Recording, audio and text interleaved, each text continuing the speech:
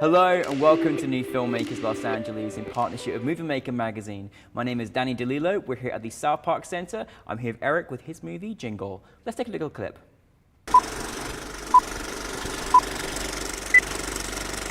Fuck you, man. I actually worked at this. Yeah, and I was trying to help you.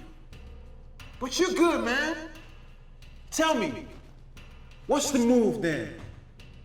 What are you even trying to do with this riveting show you got? I don't know.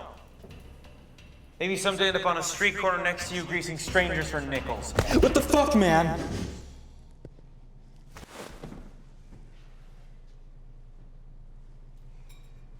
Eric, thank you so much for being here. Yeah, of course.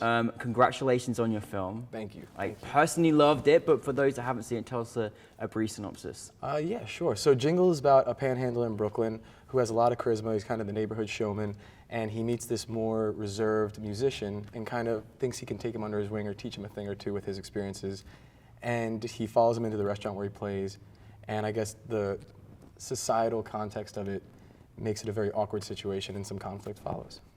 It's a really great story. Like, I was so engaged in it, and it was also, it felt so real, like this really, really could happen, and there are characters and people out there like this that are going through this and experiencing this. And you felt both perspectives, but it was kind of a hard watch because, you know, of what they go through. Where did the inspiration for the story come from? Honestly, a couple of things. I think more practically, just seeing homeless people wander into restaurants and the way in which people react to humans, you know, but they don't look at them as humans, they look at them as inconveniences or something that's trespassing on their meal. And the way in which they're so unceremoniously treated and kicked out has never really sat well with me.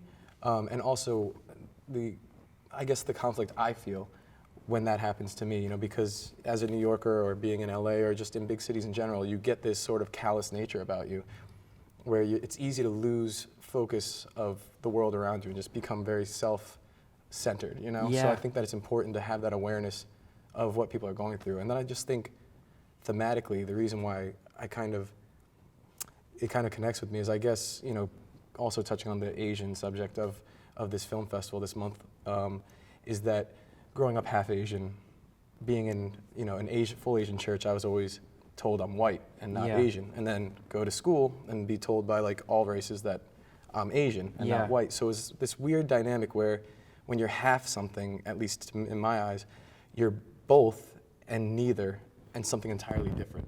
So that otherness and that kind of like exclusion is something that always connects with me. I mean, you know, from your own personal experiences and how you resonated elements of that in, you know, this character in the film was so on point. You know, I mean, I lived in downtown Los Angeles, and sadly, we see so many people, as you live in New York, so many people that we don't know their stories or their suffering or what they're going through, what they're feeling inside, but like it's happening, they're people, and even though, you know, they're going for a certain period in their worlds, we don't know their stories. And it was so nice that you took that point of really kind of centering, you know, his story and what he was kind of going through, which I thought was very powerful. I thought the cast was great. I mean, it was amazing. How was the casting process for you? Oh, the casting process was really interesting. Frandy, who ended up playing Bishop, was the last guy I auditioned for Bishop, and he was on another shoot, so we had to do it remotely, and we kept having to reschedule, but I just hadn't found Bishop yet, and I knew that was going to be the crux of the film, was the performance of Bishop. So I just kept rescheduling with him, and I kept holding out that I would find the right Bishop, because I thought it would be a waste of time, money, and just the script in general to not have the right Bishop, and he just blew me away. And then the cool thing was that then he came in and did auditions for Jeff. So then he was reading opposite, and we were able to collaborate. I'm a big fan of collaboration. I'm not the auteur, you know, and I never claim to be. And I really respect that people can have that type of process, but that's not the way I work. And so the both of us were able to kind of convene on who we thought would be a good Jeff. And Aaron came in and he read some lines that I was thinking of cutting because no one was delivering them well.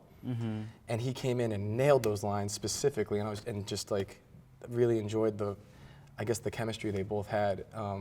So casting was actually a real pleasure. It's one of my favorite. It's one of the most nerve-wracking things. Yeah. But it's definitely one of my favorite parts because it's really where you start to see the story coagulate into something real, you know, and tangible. And his emotion and what he was going through, it was just like, I guess, you know, he just a look into his eyes, and just his gestures was just so powerful.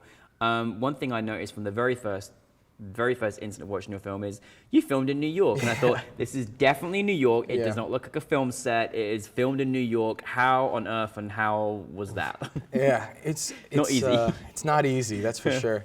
I've done camera crew in New York for the past 8 years or so, and so I have a little bit of an inside track in seeing the permitting process and how you need to act to be accepted by police who are overseeing the shoots, and how just the overall community, making them aware of what you're going to be doing so that you don't ruffle anyone's feathers in a way that could shut down your shoot. Yeah. But yeah, New York's not easy, and the cost of locations is sometimes prohibitive.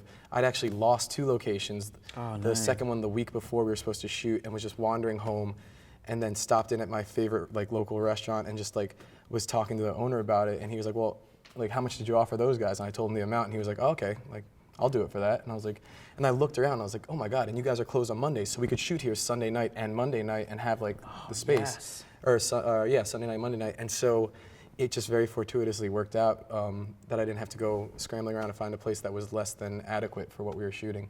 Wow. But I would say, you have so much incredible talent at your fingertips when you're in a place like New York or LA, both in terms of cast, crew, all the equipment and everything you have access to, a lot of which actually I own, so it makes it a little bit easier as well. But yeah, New York is a struggle. I think it all is, yeah. But I think the fact that you made it happen was wonderful. Yeah. What did you kind of want for your audience to kind of get from your film? Because the way it left for me, I watched it and it really did sit with me, and I just was like, I almost wanted it to be like, no, don't, why did you stop? Keep it going. I want to know where he's walking to. Where is he going? And so what did you kind of want your audience to kind of feel? Honestly, I think it's very interesting seeing the reaction and how a lot of people half identify with Jeff and half identify with Bishop, which was really shocking to me because I personally identify a lot more with Bishop. But I tried, again, the hard part of crafting it was making Bishop not too far out there, not too drunk, not too boisterous, but still charismatic enough, real, and making Jeff relatable enough, but not too cold, but also not too approachable that it's unrealistic that he would be talking to Bishop so much. So it was hard to hone that into that way. But I think what I wanted people to get out of the film is just, again, to be aware of those around them and to kind of step outside themselves and look at the people that make up their reality. Yeah. I mean, from a Jeff perspective, it's very hard if you're a struggling artist, and just the grind that people don't see that you go through, and how many times you want to give up on your dreams, and how difficult it is just to get a gig and get anything, and all those kind of perspectives, and any kind of body that's going for their passions. And then obviously, from Bishop's perspective, just the fact that, homeless people are, human, and just, trying to get through their lives in the way I feel treated is unfair, and there's not enough help out there, and for those people as well that are going through things, and mental health and all those things as well. Yeah. So it's really flattering to hear you say oh, you wanted to keep following Bishop around, because as a short, it's not a proof of concept. It is a standalone short, but I also found myself really compelled by Bishop and the fact that, for me, he kind of exists in the present and the past, and I want to know more about his story, and it is that kind of tug of war between him and what his past is that led him to this, and what he's trying to do to help Jeff in the present and the future. It seems almost like there's this tragedy to the fact that Bishop has almost acknowledged that his future is no longer his own, and so he's trying to save someone else's and make good on someone else's future. And that tug of war, which seems like it could be won outside, but once placed in the context of all these onlookers, becomes unreachable. Oh, no, I want more. Make a feature, please. What was the biggest challenge you had faced? Of course, you changed locations. Was there any kind of technical issues that you had as well?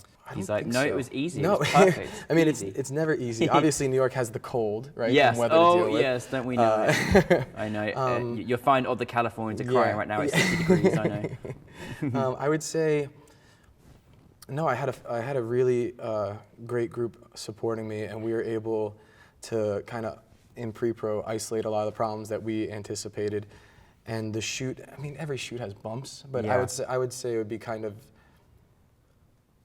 I don't know, I would say to identify any one is like the biggest challenge. I think nothing catastrophic happened. So you had the standard bumps of any production and having to work around that and kind of problem solve on the day. But a lot of people have had far worse things happen on their shoot that I think it'd be kind of like privilege of me to just be like, oh no, this was the worst, because it was actually, all things considered, a relatively smooth shoot. We're all joining yours to Eric. That's all happening. You know, smooth sailing.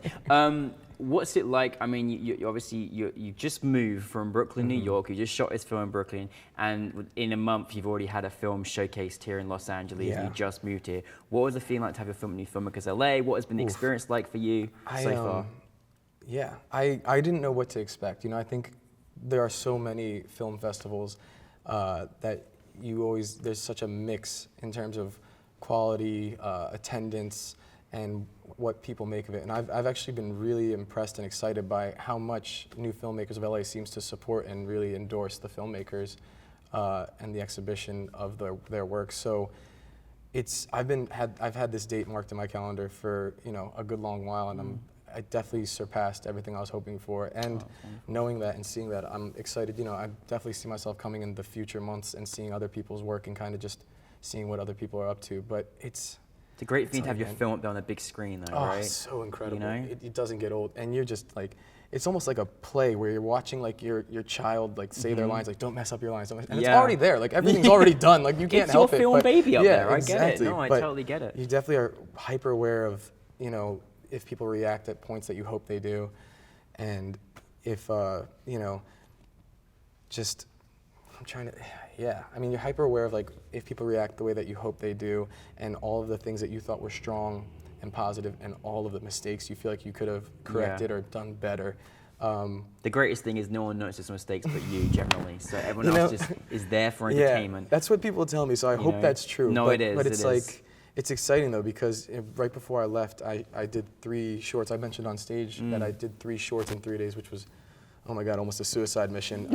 And that we had some huge bumps on. So hopefully if I get into this again, I can tell you about those. But it was just like, I don't know, I'm really excited to be here and see like, if you'll be able to see market improvement from that one to the future ones, and just, but no, it's a pretty incredible. That's how it rolls and works. Just keep improving as you move forward. That's the goal. What is next for you?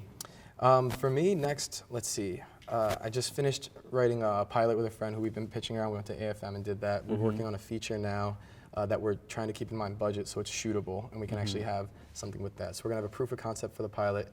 We're gonna have the feature that hopefully we'll be able to shoot. The 3 shorts are currently in post.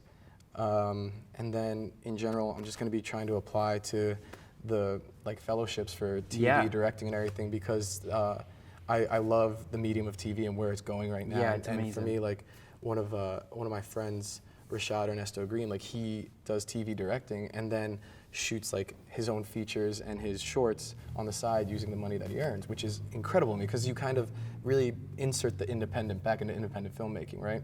If you're supplying most of the money, it really is something where you have more artistic control, and it doesn't have to mean you don't collaborate, but you can definitely have final say on a lot of things that you'd otherwise have to compromise. So I think what he does is brilliant, and that's definitely something that I would like to emulate. And yeah, just trying to do that. You're doing a lot. You've got a lot of things going on, and I have to, you know, it's the New Yorker. You know, you gotta keep busy. New Yorkers, we just keep going, keep moving, keep happening. We'll listen. Keep your New York pace of mind, and keep bringing films to us, please. And thank you very much, Eric, for your film. And we love Jingo, and I can't wait to see much more. So thank you very much. Absolutely. Thank you. Eric, Appreciate everybody. it.